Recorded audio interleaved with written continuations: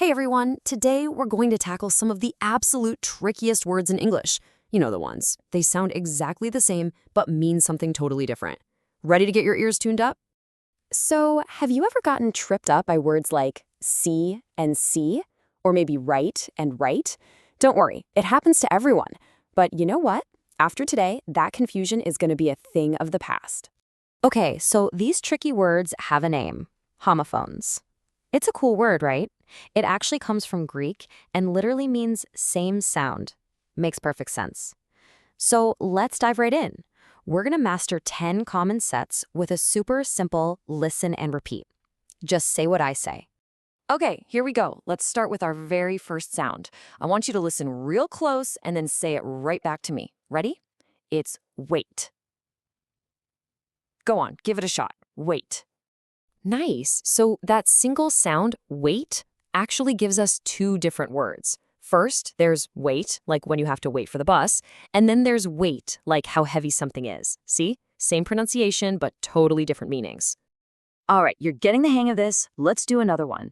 This sound is see. Your turn. See. And that sound stands for see, what you do with your eyes. But it's also sea, like the big blue ocean. It's that classic tongue twister, right? Can you see the sea? Okay, moving on. Ready for the next one? Just listen. Right. Now you try it. Right. And this sound covers two super common words. You've got right, as in the opposite of wrong or the opposite of left. And then you have right, like when you write something down. And that silent W in right is just classic English spelling, isn't it? A little bit weird, but that's what we're here to figure out. Let's keep this ball rolling. Our next sound is here. Go ahead, give it a try. Here. So this gives us here, like talking about a place. I am right here. And it's also here, which is what you do with your ears. Here's a fun one to say. Can you hear me from all the way over here? You're doing an amazing job. Seriously. Let's tackle the next one. Repeat after me. Meet. One more time. Meet. With this sound, you can meet a friend for lunch. And at that lunch, you might even eat some meat. This pair is a perfect example of why context is everything. The words around it tell you which one is being used. Okay, now for a really interesting one. This next sound isn't just a pair, it's a trio. It represents three different words, a real homophone triple threat. Listen carefully. Two. Now you say it. Two. All right, so first up, we've got two. T-W-O, the number. Then there's two, T-O-O, which means also or maybe too much. And finally, we have two, T-O, the preposition we use all the time, like I'm going to the store. One sound, three different words. Wild, right? Okay, this next one you're going to hear all the time in English. It's super, super common. Let's try it together. No. Say it with me now. No. So this is the sound for no, N-O, the opposite of yes. Simple enough, but it's also the sound for know, K-N-O-W, like when you know something. And the whole secret is that silent K at the beginning. You don't say it, but just seeing it there changes the meaning completely. All right, let's try this next sound. It's kind of warm and bright, almost like the word itself. Say it with me.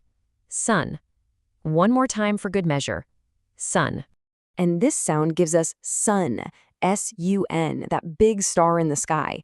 And it also gives us son, S-O-N, as in a male child.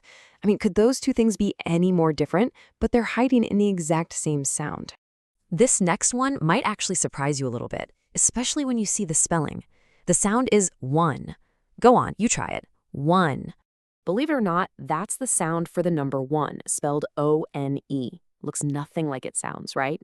And it's also the sound for won, W-O-N, the past tense of win. Like, our team won the game. And just like that, we're at our final sound for today's practice. Let's make it a good one. Say it with me. Be. Awesome. Again. Be. So this is the sound for maybe the most important verb in all of English, to be. But it's also the sound for a bee, the little buzzing insect that gives us honey. Wow, fantastic job, everyone. Let's just take a quick look back at all the pairs we went through today. It's pretty amazing how one single sound can split off into such different meanings, isn't it? And that brings us to the #1 rule here. Context is your best friend. It's the only way you'll know if someone is talking about the bright sun in the sky or their own dear son. You have seriously just taken a massive step in getting the hang of English pronunciation. So here's your mission, should you choose to accept it. Start listening for these words when you're watching movies or talking to people. Which pair do you think you'll hear first? Just keep practicing, keep listening, and I promise you'll be a homophone master in no time.